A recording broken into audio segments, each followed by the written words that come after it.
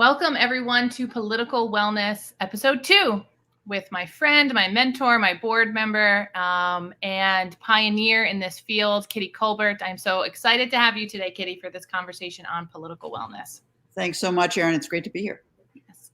So as many of you know, I am Erin Velarde. I'm the founder of Vote, Run, Lead. I've known Kitty for almost all of my professional career. I was a board member of the White House Project when I was an intern and then got hired. And so really consider Kitty a personal mentor and someone who's really helped to set the strategy at Vote, Run, Lead. She has been talking to me about the importance of state legislatures for probably longer than she should have before I actually took the strategy to heart. So we're going to dig into that today. As many of you know, you saw in the email, Controlling Women is Kitty's new book, and it could not be any more relevant than right in this moment, what we must do now to save reproductive freedom. And we provided a short bio, but Kitty has been in front of the Supreme Court not just once, but twice. She argued Casey successfully, Casey v. Planned Parenthood in 1992, almost 30 years ago, and is a unique and the right voice right now to, I think, Kitty, not just talk about some of the, reproductive justice and abortion rights right now in the moment, but what is the connection to a healthier democracy? What is all of this coming with like voting rights, voter suppression, the control of women's bodies? These things are deeply connected. And I hope today you'll make some of those connections for us. But first I want to hear about the book. I want to know, why do we need to, it's the definitive history. Why do we need to know where we've been in order to go forward? And what do you think are the key moments in this history around abortion rights that we need more folks to know and understand? So, Erin, thanks so much. It's really great to be here. I'm thrilled that you guys do so much to change the look of state legislatures, because in my view, that is the place we need to be. But I think what the history tells us is that we have been in a precarious state for a very long time. When I argued Planned Parenthood versus Casey, at that point, we thought that there were 5 votes to overturn Roe. Right after my argument, the justices voted and actually voted to overturn Roe, but that opinion was never filed because Justice Kennedy changed his vote at the last minute. But what that tells us about now is, the question we need to ask is, where are the 5 votes to uphold even the more limited rights that we won in Casey? I don't see them here. And I think our strategy over the last 30 years has been save Roe, save Roe, save Roe. And I'm tired of hitting our heads against those marble staircases. It's not a winning strategy. At the current time, there are 5 votes. There may be 6, but there are at least 5 votes to either so diminish the rights we now have or overturn them altogether. And that means that the question of the legality of abortion will go back to the states. And that's a very depressing picture, because 27 states today are controlled by the Republican Party, which is anti-choice. And that means controlled. I mean, they have the governor's seat, they have both legislatures. And that means they can do anything they want. There's not a whole lot you can do to stop that except raise noise. Yeah. And so that may mean, and just in the bottom line on this is, within 2 years of the court doing what I think they will do, we will see the elimination of the right to choose abortion in at least half of the states in this country. And that means we've got to have a new strategy to win back the power that we need. And so let's talk a little bit about that. I think there are a couple of things in front of the court right now. There was new headlines today around the governor in Kentucky, right, and the sort of signal from the court that they were potentially aligning there. Can you give us just a brief update of sort of what is in front of the court, and that would be just helpful for our watchers, our viewers. Well, the quick news is the case before the court this week is pretty minor. So it's really about who can represent the state of Kentucky before the court. So let's put that aside. Okay. The 2 critical cases, and actually are the ones that are coming out of Texas, which are challenges to SB 8, which is a law that, in my view, is probably the most egregious in egregious example of controlling women that we've ever seen. And there, what the state did is they banned abortion from as early as 5 weeks, and they gave the enforcement power to individuals who can sue doctors or anybody who helps doctors or women to obtain abortions. And abortions are both surgical abortions and medication abortions. Okay, so really the most pernicious law I've ever seen coming out of a state. Right. But the worst is that despite lower court rulings that were fairly willing to stop the law from going into effect for the time being, the upper level appellate court and the U.S. Supreme Court has allowed that law to take effect. What does that mean? No more abortions in Texas. That's just the bottom line. And the second thing it means, and I say this all the time, winning in the Supreme Court is a lot like Sesame Street. You need to know how to count. And the only number that's important is 5. And there were 5 votes in the Texas case to permit the law to go into effect. So that is our handwriting on the wall. Those 5 votes will stay firm in my view. There may be some back and forth temporarily, but the second case that's before the court, which is a Mississippi case, that's a challenge to a 15-week ban on abortion, is being argued on December 1st. And that case gives the court the opportunity to not just allow states to ban abortion in Texas, but to allow states to ban abortion throughout the country. And that is much more dangerous. So Texas is the red herring. Mississippi's the ball of wax. Mississippi's the big kahuna. And there they have an opportunity to overrule Casey, overrule what's left of Roe, and permit the states to ban abortion at any stage that they want. And frankly, I think they're going to do so. That's why we wrote this book, because we thought they were going to do so. What we need to do is to build the political power to make sure those states don't implement bans. Yeah. Absolutely. And I think what we're seeing at the state legislative level are these real extremes, right? You have places where, and we can directly see this as it's the, more younger women, more women of color in the legislature, more left-leaning, more progressive on women's issues. Those states are putting in protections, right? States where we see legislatures that are overwhelmingly male, overwhelmingly white, overwhelmingly conservative are putting in some major restrictions. So Aaron, just be clear here. The states that are banning abortion, the women that are affected are not women of means. Okay, women of means always got abortions even when they were banned. So the people that are most affected are low-income women, women who live in rural areas, women who are young and find themselves pregnant, women who are disabled, and disproportionately those women are women of color. Right. And the other really important fact here is the 27 states I talked about, they're not scattered around the country. Yeah. Right? They're in certain areas. So in the South, we're likely to see pretty much every state ban abortion. Well, what does that mean? That means that the women who live in South Texas have to go to Oklahoma or to Kansas or to California, which is not an easy thing to do.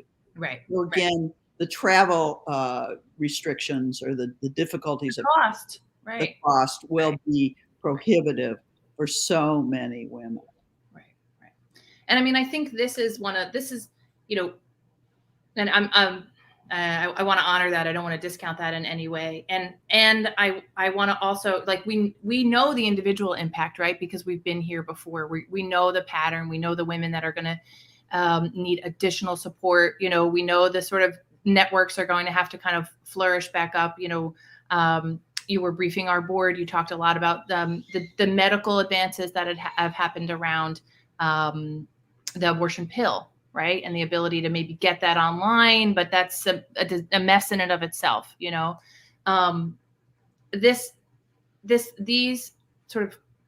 this issue coming up at the same time that our democracy is, being attacked quite literally and figuratively in public policy is not a coincidence. That's right. Right. And so I think I would love to hear your you're sort of understanding. I mean, this is why I love the title of the book, Controlling Women, right? It's not actually about the, rearing our children in super healthy and vibrant societies. Because if it was, you wouldn't see all this crap around our democracy. So these things are connected. And I'd love for you to share a little bit about just in your history, what you've seen around these intersections of our sort of democratic health, the role and autonomy that women get to then play in the democracy, and why you see these things as connected as well. Well, so Aaron, I'm a little older than you, so I started in the days that for example, the Pennsylvania legislature had one woman, and then when we finally got 3 women elected, they didn't have a bathroom on their side. They were into the Senate. They had to go out into the public bathrooms. So we had to have a demonstration to get a bathroom for the women senators. I mean, this has been true that women have been excluded from the political process and political leadership for years. And we are now starting to see a change, very much thanks to groups like yours. But let's be clear here. The abortion issue is not about religion, or it's not about protection of fetal life. What it's about is controlling women's lives and decision making. And our opponents only want certain kinds of people to have families, white, heterosexual, wealthier people that they think are upstanding citizens, except for the rest of us. And the rest of us want to have children and families as well and deserve the ability to do so. And the question of abortion is not really just about abortion. It's also about childbearing and child rearing and who can do that. And so we need to be very protective of that. What we've learned, it's about political power. And the way you control political power is not only passing laws that make it more difficult for us to function in society, but to control who can vote, control who can be in leadership, control what those party lines look like, control the whole political apparatus to ensure that women, people of color, LGBTQ people, everybody who is disempowered in our society has no ability to take back power. And frankly, I'm tired of it. We need to change that. We need to make a change.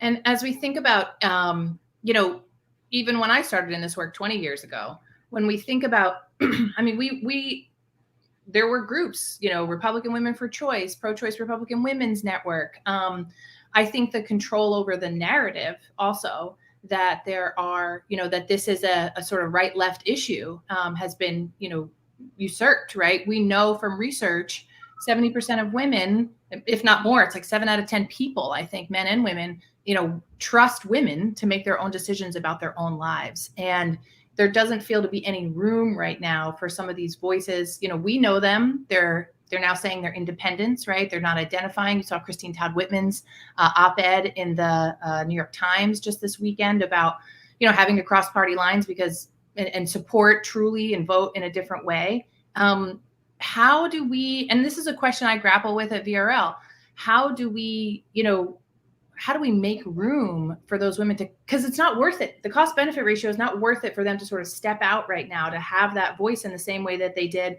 late 90s, early 2000s. Were integral bipartisan legislation through these women's caucuses in the state legislatures, which we also know dwindled.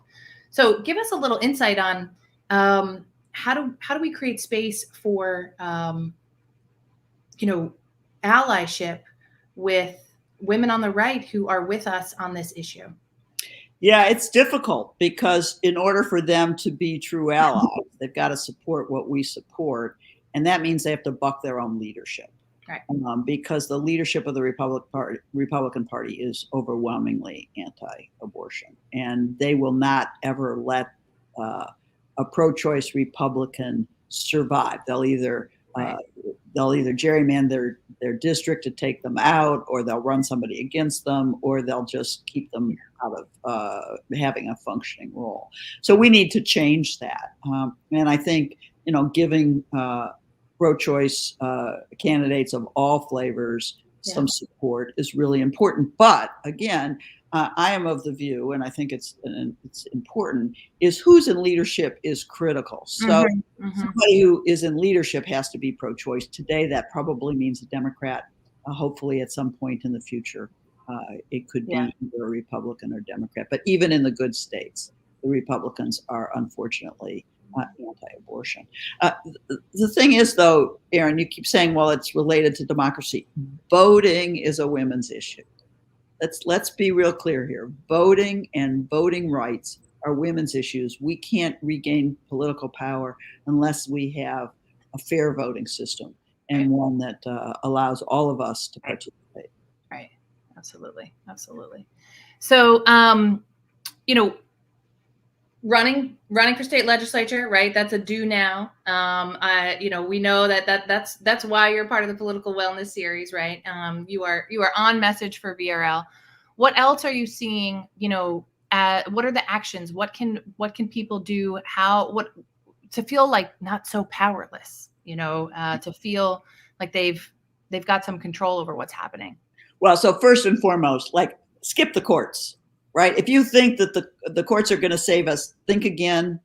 Let's get active and busy where the real power is, which is either at the state legislatures or in Congress. Yep. And those are the races you need to pay attention to. Yep. And you need to pay attention in a whole lot of ways. You can give money, you can canvass, you can write postcards, you can text, you can make phone calls. All of those things matter. And our opponents have been doing it for 40 years and they're good at it. Okay. So that the first thing is get politically active in races that make a difference. And if you're thinking about running for office, think at all levels, because if the pro-choice people control the voting apparatus in your county because they're on the county council or they control the curriculum for local schools because you're on the school board, all those races matter. Okay. And state legislatures do as well. I'm of the view that new people to office ought to be very careful about what races they pick, because we don't want them to knock off confirmed Democrats who could win. So primarying people who are likely to win, in my view, is not the best strategy unless that person is really, really bad, and particularly if they're anti-abortion. Because there's what did you say? I think Vote Run Lead has 6,000 positions of political leadership that are up for the elections. The second thing is voting is not just every 4 years. Mm-hmm. Voting is every 6 months. Yeah. And in every state, there is something that matters. I'm from Pennsylvania. The Pennsylvania Supreme Court is electing a new justice this term. There's hardly anything else on the ballot but the Supreme Court justice position. Mm-hmm. Mm-hmm. Right.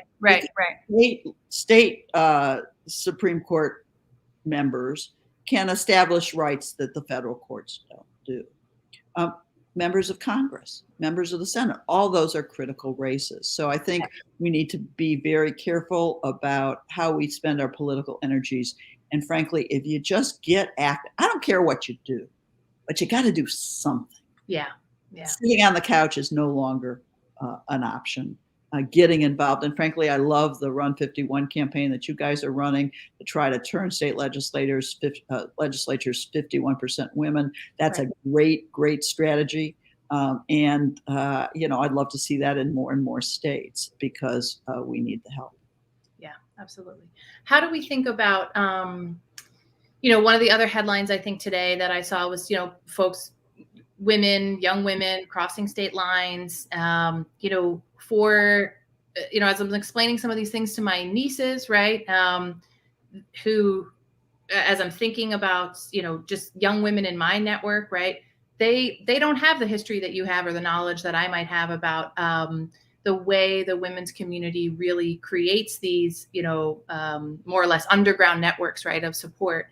But what do how can women help other women in some of these states that you're seeing what we know are, quote unquote, trigger laws? So talk a little bit about trigger laws. And then if that does happen, how can women, make sure that the folks in their networks know some of the resources that will be popping up? Okay. So in my view, we're likely to see the court in the Mississippi case permit states to ban abortion again at some stage in pregnancy. So bans will take effect. In 10 states, there are what are called trigger laws, which means at the moment that Roe and Casey are overruled, they take effect. We are then abortion is a functionally banned in those states. There's Mm-hmm. other states that have already passed bans, so it's probably more than 10 where we're going to be fighting over whether the ban's operable. But again, I think what's important is not the specific laws in those states, but who holds the power in those states.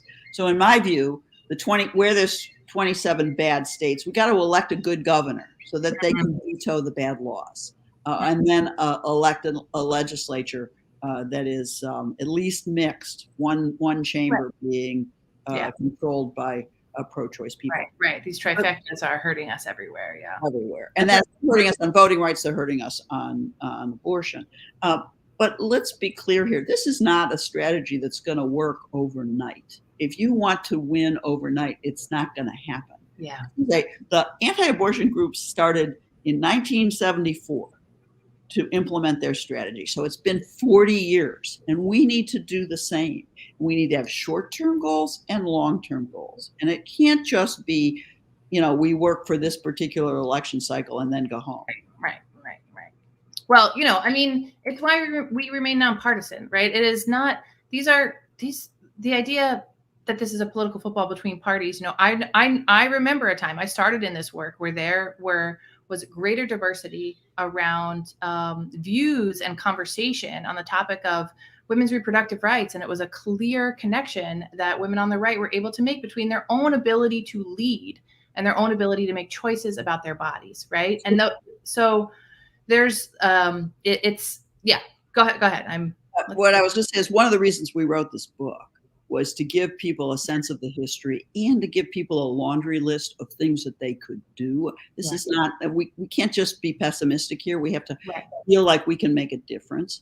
And there's lots and lots of things that we can do. And one of the things that we can do is to start thinking about this issue as not just terminating pregnancy, but the rights that allow women to choose pregnancy and the conditions that have to exist in order for families to be successful. So we talk about policies around family and medical leave and contraception and childcare and all kinds of ways that legislators can help women make decisions and help families make decisions and frankly help pregnant people make decisions, because it's not just women that get pregnant anymore. There are some trans people that can become pregnant. So we want to pay attention to all of the variety of families that are out there and support them all.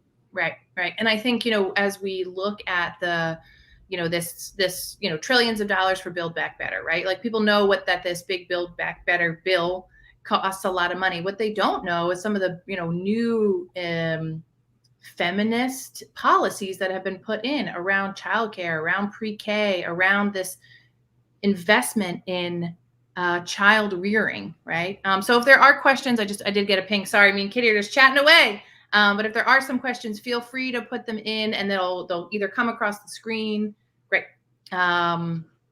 Okay, so we do have a question from Lisa. Hey, Lisa. What is the likelihood in DC to come under fire if the House majority changes? If they control, yes, very likely, even if it doesn't change, because our opponents have always pushed the envelope. So there will be a fight over the Hyde Amendment, for example. The Biden administration, for the first time in 40 years, did not include the Hyde Amendment in the budget submitted to Congress, but we'll see a fight over that. We'll see fights over all kinds of things. Obviously, the voting rights issue in DC is the one that's the most important over the long term to make sure that in this year of reapportionment, that we have some rights to maintain or anti-gerrymandering in the states. But yes, the House and the Senate are critical. Maintaining Democratic control is very critical. But let's not lose sight. I mean, I have unfortunately been in this political sphere too long that everyone wants to pay attention to the U.S. Senate and nothing else, or the presidency and nothing else. Again, we need to pay attention from the top to the bottom of the ticket. Even school boards are important. Well, what do you think? Let me do a follow-up question to that. We saw, we've seen some mayors, a lot of Black women mayors, really take some of that executive control when they're seeing things that have come through at the pandemic. Do you feel like there's an opportunity for, say, a DC mayor to exert some control or to at least, set some different precedent around executive leadership there. Well, absolutely, and particularly as players in the political process, that's the most important role they have. But for example, some cities have created abortion funds that would pay for women traveling from Texas, for example, to Austin, pay for women to the travel costs to have abortions. It's harder at the local level because there's a lot of state laws that limit what they can do. Yeah. But again, changing the narrative. Yeah, right. That we are that this isn't about religion or protection of fetal life. This is about controlling women, making sure that people understand what's at stake, being allies to their state legislators, making sure that the maps are drawn well, and any influence they can have on that process are all really important things. Yeah. Sarah Angevine's asking, do you think the persistent anti-choice political pressure is coming from the strength of the anti-choice interest groups, or coming from elected leaders who sort of can rev up and turn out their voters? Where do you think that sort of source of power is right now? Because we know it's not in the numbers, right? We know it's the 70% plus that is, that trusts women. Right. So, Sarah, nice to see you. And I think this is a question of saliency.